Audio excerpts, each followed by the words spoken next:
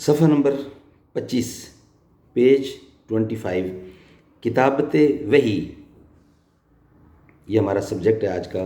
Page number 25 صفحہ number 25۔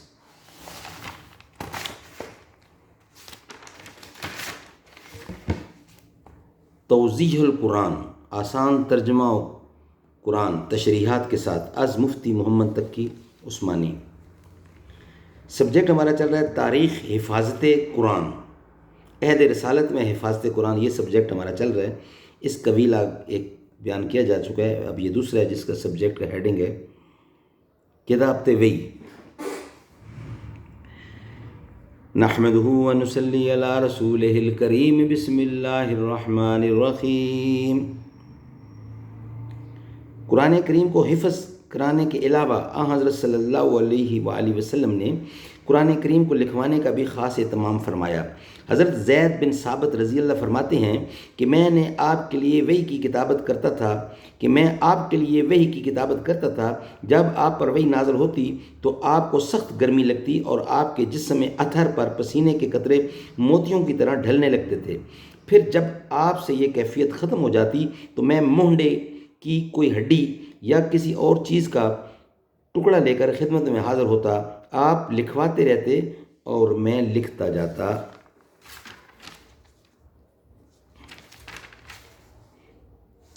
یہاں تک کہ جب میں لکھ کر فارغ ہوتا تو قرآن کو نقل کرنے کے بوجھ سے مجھے یوں محسوس ہوتا جیسے میری ٹانگ ٹوٹنے والی ہے اور میں کبھی چل نہیں سکوں گا۔ بہرحال جب میں فارغ ہوتا تو آپ فرماتے پڑھو، میں پڑھ کر سناتا۔ اگر اس میں کوئی فروگزاشت ہوتی تو آپ اس کی اصلاح فرما دیتے اور پھر اسے لوگوں کے سامنے لے آتے۔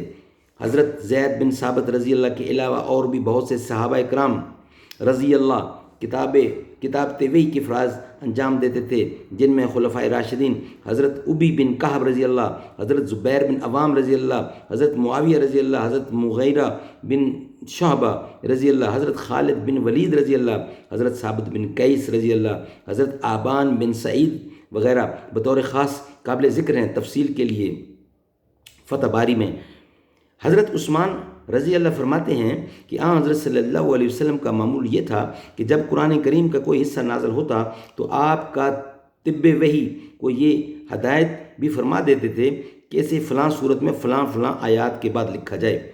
فتح باری۔ اس زمانے میں چونکہ عرب میں کاغذ کم یاب تھا، اس لیے یعنی میسر نہیں تھا، اس لیے یہ قرآنی آیات زیادہ تر پتھروں کی سلوں، چمڑوں کے پارچوں، کھجور کی شاخوں، بانس کے ٹکڑوں، درخت کے پتوں اور جانوروں کی ہڈیوں پر لکھی جاتی تھیں۔ البتہ کبھی کبھی کاغذ کے ٹکڑے بھی استعمال کیے جاتے تھے۔ اسی طرح عہد رسالت میں قرآن کریم کا ایک نسخہ تو وہ تھا جو حضرت صلی اللہ علیہ وسلم نے اپنی نگرانی میں لکھوایا تھا، اگرچہ وہ مرتب کتاب کی شکل میں نہیں تھا بلکہ متفرق پارچوں کی شکل میں تھا۔ اس کے ساتھ ہی بعض صحابہ کرام بھی اپنی یادداشت کے لیے آیات قرآنی اپنے پاس لکھ لیتے تھے اور یہ سلسلہ اسلام کے ابتدائی عہد سے جاری تھا۔ چنانچہ حضرت عمر کے اسلام لانے سے پہلے ہی ان کی بہن اور بہنوئی کے ایک صحیفے میں آیات قرآنی لکھی ہوئی تھیں۔ سیرت ابن ہشام۔ اللہ کی ذات ہمیں اس پر عمل کرنے کی توفیق عطا فرمائے۔